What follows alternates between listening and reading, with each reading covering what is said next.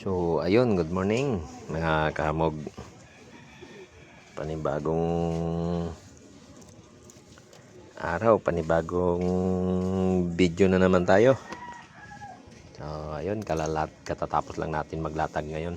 At andito na naman tayo ulit sa ating gulayan. Ang oras natin yan ay 8:30 na. Katatapos ko lang maggayat ng mga gayagayatin at saka ripak ng mga dahon-dahon. Siya nga pala yung daing na dumating, hindi ko pa na isasabit. Yun, nandyan na yung ating pakbit, yung ating togi na may mga carrots at kamuti at dahon ng pichay bagyo. Takuha natin mayroon din tayong wrapper mantika. Yung prutas natin nandyan na naman ang ating mga prutas, mga kahamog. Sino may gusto sa mga prutas dyan, dito po tayo, mayroon po tayo dito. May tayo lemon, may orange, may kiat-kiat, may peras at saka may apple. At saka siyempre yung banana hindi mawawala. Naiinitan dun sa dulo, kailangan siguro nating haharangan yung ating paninda para hindi siya malanta. Ayan, at nakikita nyo may harang yung harapan. Naku po, andyan na naman po ang aking kapitbahay doon sa isdaan. Nagsasound na naman po siya. Ayan isdaan ko po yan. At namili po kami kanina. Ayan, ayan yun po yung mga isda ko. Ayan. Sa kabila hindi ko nilatagan, tabang ko kasi dyan, tabang. Yung tilapia, bangos, yung tabang. Yan guys, at harangan ko muna yung banda rito sa dahon kasi naiinitan para hindi siya malalanta. Muna, harangan ko muna. So guys, ngayon na tuloy yung pagbibideo natin at medyo tumigil na rin yung tugtog. At mamaya yan, sigurado na naman yan.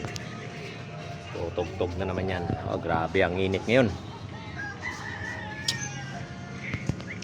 Babawi yung init kasi isang linggong mahigit yata na tagulan.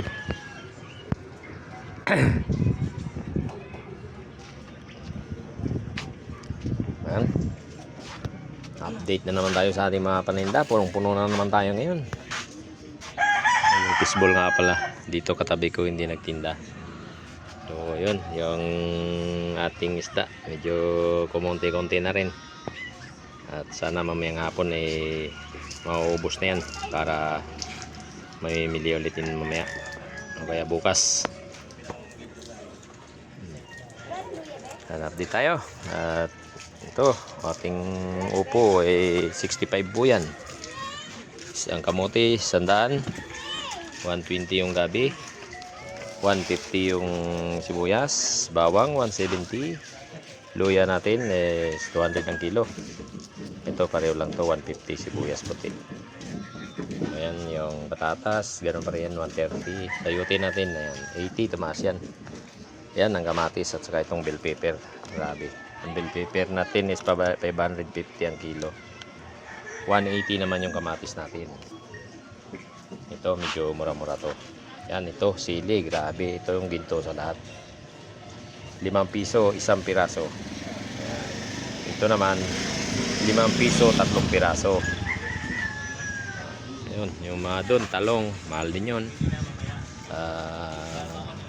Carrots, ayan, at saka itong pipino, yan ang yung mga matataas ang presyo. Yung iba naman pare-pareho lang. Yan, same price pa rin yan. Ball!